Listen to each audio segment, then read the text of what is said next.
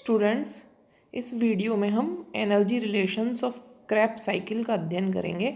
यानी जो क्रेब्स चक्र था उसके ऊर्जा संबंध, ये भी एक बहुत महत्वपूर्ण टॉपिक है। तो इसमें अपन देखते हैं कि ऊर्जा जो है वो किस तरीके से अपन को क्रेब्स चक्र में कहाँ कहाँ उत्पन्न होती है। तो सबसे पहले जो है वो ऑक्सीकरण की जो क्रियाएं होती हैं उनके द्वारा देखो कैसे बनेगा। तो इन्होंने इसमें थोड़ा सा अपन देखें, सबसे पहले जो क्रेब्स चक्र की शुरुआत हुई थी, जो पहला चरण था उसमें हुआ क्या था कि डी कार्बोक्सिलेशन ऑफ पायरुविक अम्ल हुआ था। यानी पायरुविक ग्लाइकोलाइसिस हुई, ग्लूकोज के एक अणु से पायरुविक अम्ल के 2 अणु बने। पहला चरण, ग्लूकोज से जब पायरुविक अम्ल बने, 2 अणु बने इनके। अब ये जो 2 पायरुविक एसिड थे इनका हुआ क्या, डीकार्बोक्सिलेशन। डीकार्बोक्सिलेशन मतलब इसमें से CO2 निकली बाहर, तो बन गए क्या, 2 अणु किसके, एसिटाइल कोएंजाइम ए के। लेकिन तभी तो क्रेब्स चक्र शुरू होगा। लेकिन इस प्रक्रिया में NaDH2 का भी निर्माण हुआ था। देखें जरा कहाँ और कैसे। ये देखिए आप, पहला चरण, ये है पायरुविक एसिड। पायरुविक एसिड से क्या बन रहा है, पायरुविक एसिड से बन रहा है क्या, एसिटाइल कोएंजाइम ए। इस प्रक्रिया में CO2 तो बाहर निकल ही रही है क्योंकि डीकार्बोक्सिलेशन का चरण है। लेकिन ये देखो जो आपके देखने की चीज़ है कि NAD से NADH2 के 2 अणुओं का भी निर्माण हो रहा है। तो अपन एनर्जी रिलेशन देख रहे हैं। तो पहला चरण, जब पायरुविक एसिड से एसिटाइल कोएंजाइम ए का निर्माण होता है तो कितने, 2 NADH2 बनते हैं। तो पहले जो 2 NADH2 हैं सबसे पहले वो कहाँ बनेंगे, जब पायरुविक अम्ल से एसिटाइल कोएंजाइम ए बनेगा। तो अपन ने ये देखा, इसमें पायरुविक अम्ल के 2 मॉलिक्यूल से एसिटाइल कोएंजाइम के जब 2 मॉलिक्यूल बने, उस दौरान 2 अणु किसके बने, अपन को NADH2 को। अच्छा, अब अपन जानते हैं ये जो NADH2 होते हैं ये बनने के बाद कहाँ जाते हैं, जो इलेक्ट्रॉन ट्रांसपोर्ट सिस्टम जिसे अपन ETS कहते हैं, रेस्पिरेटरी चेन या ऑक्सीडेटिव फॉस्फोराइलेशन की प्रक्रिया के द्वारा ये क्या करते हैं, ATP बनाते हैं। जैसे NADH2 है तो हर NADH2 क्या करेगा, ये ATP में कन्वर्ट होएगा। ATP ऊर्जा का रूप होता है, अपन जानते हैं। तो एक बेसिक चीज़ अपन जान लें, एक NADH2 जो होता है वो 3 ATP के बराबर होता है। यहाँ पर कितने बन रहे हैं, यहाँ बन रहे हैं 2। तो 2 का अपन 3 से गुणा करेंगे तो कितने बन गए, 6। 2 गुणा 3, एक NADPH2 3 के बराबर है, तो 2 NADPH2 कितने के बराबर होंगे, 6 ATP के बराबर होंगे। पहला चरण ये संपन्न हुआ।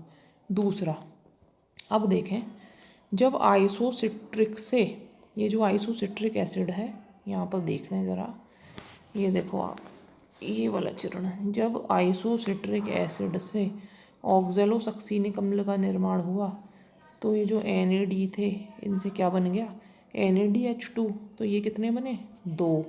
यहाँ देखें वापस से, अब सेकंड आइसोसिट्रिक से बन रहा है जब अल्फ़ा, ये जो 3 और 4 नंबर के चरण थे, तो यहाँ क्या बन रहा है, NAD से क्या बन रहा है, NADH2।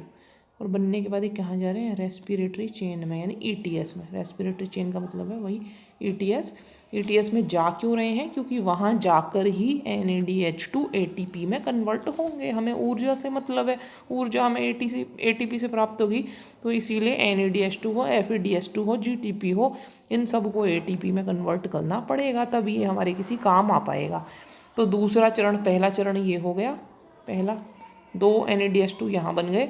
दूसरा चरण, जब आइसोसिट्रिक से अल्फा कीटोग्लूटेरिक बना, 2 NADH2 यहाँ बन गए। तो 6 तो पहले बन गए थे, 6 ये बन गए, 6 और 6 हो गए 12। ये दूसरे चरण में आइसोसिट्रिक से ऑक्जेलोसक्सिनिक बना तो बन गए कितने, 6। तो 6 और 6 हो गए 12। जब अब तीसरा चरण क्या बता रहा है, जब अल्फा कीटोग्लूटेरिक से सक्सिनाइल कोएंजाइम में बनता है तब भी 2 NADH2 बनते हैं। देख लेते हैं अपन इसको भी डायग्राम के अंदर।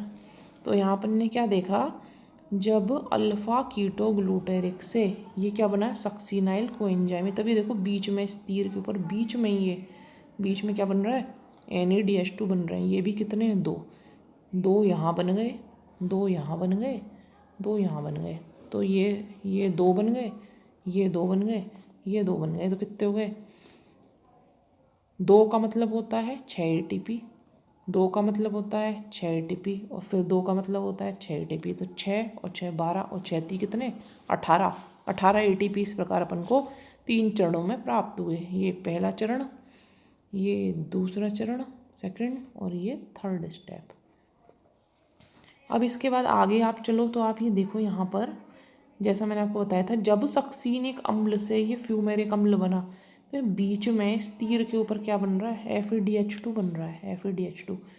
अब FeDH2 ये भी बन के कहाँ जा रहा है, जैसे NaDH2 जा रहा था रेस्पिरेटरी चेन में, वैसे ये भी रेस्पिरेटरी चेन में ही जा रहे हैं, यानी ये भी ETS में ही जा रहे हैं। लेकिन अपन के लिए एक बात जानना जरूरी है, वो क्या, कि जैसे मैंने आपको बताया कि 1 NaDH2 इज इक्वल्स टू कितने ATP, 3 ATP। अब यहाँ पर प्रश्न ये होता है कि 1 FeDH2 is equals to how many ATP, कितने ATP के बराबर होता है ये, तो ये जान ले अपन, ये भी अपन को यहाँ जानना ज़रूरी है। It is equals to 1 FeDH2 is equals to 2 ATP। तो ये 2 ATP के बराबर होता है। यहाँ कितने FeDH2 बन रहे हैं, यहाँ बन रहे हैं 2 बन रहे हैं। तो 2 कितने ATP के बराबर होंगे, 4 ATP के। तो अब आप ज़रा वापस से इधर आ जाइए, 18 ATP तो ये बन चुके, 6 और 6 12 और 6 3 18। यहाँ पर सक्सीनिक अम्ल से जब फ्यूमेरिक एसिड का निर्माण हुआ तब 2 FeDH2 बने, यानी कि 4 ATP बन गए। तो 18 और 4 कितने हो गए, 22। अब इसके बाद जो है एक आखिरी चरण बचा हुआ है, जब मैलिक अम्ल से ऑक्जेलो एसिटिक अम्ल बना, जिससे कि वापस से जो है साइकिल जो है वो पूरा कंप्लीट हुआ, तब उस दौरान 2 NaDH2 का निर्माण और होता है। और यहाँ पर भी 2 NaDH2 कितने ATP के बराबर होंगे, 6।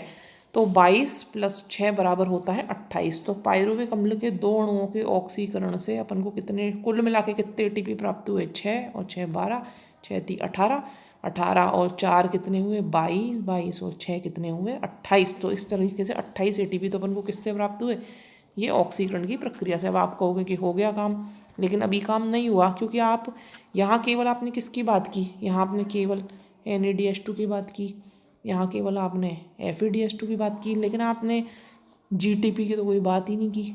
GTP भी तो ATP का बराबर होता है। तो यहाँ देखिए ये जो हैं, ये देखो एक ये वाला जो चरण था, ये GTP बना था, 2 GTP बने थे, 2 GTP 2 ATP के बराबर होंगे। तो कौन से चरण में बना है GTP, जब सक्सीनाइल कोएंजाइम में से सक्सीनिक अम्ल बना है, तब 2 GTP का निर्माण और हुआ है। तो 28 तो ये हो गए और 2 GTP बन गए। तो अब इसमें अगला चरण देखें, जो क्रियाधार स्तर होता है, यानी सबस्ट्रेट लेवल से जो बनेंगे ATP वो अलग है, और ऑक्सीडेटिव फॉस्फोराइलेशन से बनेंगे वो अलग है। अब ये क्या होता है, सबस्ट्रेट लेवल फॉस्फोराइलेशन क्या होता है और ऑक्सीडेटिव फॉस्फोराइलेशन क्या होता है, ये मैं आपको अगले वीडियो में बताऊँगी। ये भी ये बहुत अच्छी चीज़ है, ये भी जानना आपके लिए बहुत ज़रूरी है। तो फिलहाल अपन क्योंकि कुछ और चीज़ पढ़ रहे हैं, इसीलिए अभी इसको डिस्कस करेंगे, तो फिर जो अपन मुद्दे से भटक जाएंगे। तो यहाँ सक्सीनाइल कोएंजाइम से सक्सीनिक अम्ल बनाने में 2 ATP प्राप्त हुए। तो 28 पीछे बन गए थे, 2 ये बन गए, तो 28 और 2 कितने हो गए, 30 हो गए। अब ये तो 30 तो यहाँ बन गए, लेकिन अब इससे पहले जब पायरुविक अम्ल बना है, यहाँ पे ये चक्र तो आपने कहाँ से शुरू कर दिया, चक्र तो यहाँ पायरुविक अम्ल से शुरू कर दिया, लेकिन इससे पहले ग्लाइकोलाइसिस भी तो हुई थी। और ग्लाइकोलाइसिस से कितने ATP बने थे, आपको याद हो तो 8 ATP बने थे। तो जो 10 ATP बने थे और 10 में से 2 माइनस हो गए थे, तो कुल मिला के था 8। तो 38 ATP का विशुद्ध लाभ आपको किससे हो गया, ग्लाइकोलाइसिस प्लस क्रेब्स चक्र मिला के। तो ग्लाइकोलाइसिस से 8 बने, तो ग्लूकोज के एक अणु के यदि कंप्लीट आप एरोबिक ऑक्सीकरण करते हो तो 38 ATP बनते हैं केवल ग्लाइकोलाइसिस से। अब आपसे देखो कई तरीके के प्रश्न है जो पूछ सकता है, आपको थोड़ा ध्यान रखना है। मान लीजिए आपसे प्रश्न पूछता है कि क्रेब्स चक्र में ऑक्सीडेटिव फॉस्फोराइलेशन की प्रक्रिया द्वारा कितने एटीपी का निर्माण होता है? तो उसका उत्तर क्या होगा? 28 एटीपी। ये देखिए यहाँ पे कितने एटीपी बने हैं, ऑक्सीडेटिव फॉस्फोराइलेशन से बने हैं कितने? 28। अब आपसे पूछ ले क्रेब्स चक्र में सबस्ट्रेट लेवल फॉस्फोराइलेशन से कितने एटीपी बने? सबस्ट्रेट लेवल से बने हैं 2, केवल 2 एटीपी बने हैं सबस्ट्रेट लेवल से। 28 बने किससे? ऑक्सीडेटिव फॉस्फोराइलेशन से। यहाँ एक बार मैं थोड़ा लिख देती हूँ जिससे आपको याद रहेगा बाद में। ये जो ऑक्सीडेटिव फॉस्फोराइलेशन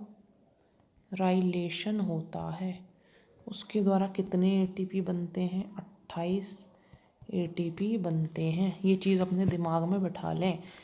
दूसरा, सबस्ट्रेट लेवल फॉस्फोराइलेशन से कितने एटीपी बनते हैं? उसका उत्तर है 2 एटीपी। अब आपसे प्रश्न ये पूछ ले कि क्रेब्स चक्र में कुल कितने एटीपी बनते हैं, तो वो उसमें ना तो ऑक्सीडेटिव कह रहा है आपसे ना सबस्ट्रेट कह रहा है, तो ऐसी स्थिति में आपका उत्तर होगा कि 30 एटीपी बनते हैं। ये तो ये हो गया, यही बात खत्म नहीं हुई है। अभी मान लीजिए आपसे पूछ ले कि ग्लूकोज के एक अणु के वायवीय ऑक्सीकरण से कितने एटीपी बनते हैं, तो उसका उत्तर 38 होगा। क्योंकि 30 बन रहे हैं क्रेब्स चक्र में, 8 बन रहे हैं ग्लाइकोलाइसिस में, लेकिन ग्लूकोज से लेकर CO2 बनने तक की प्रक्रिया में कुल मिला के 38 बन रहे हैं, तो इसीलिए अपन को 38 लिखना पड़ेगा। तो ये ध्यान रखें थोड़ा सा। Thank you.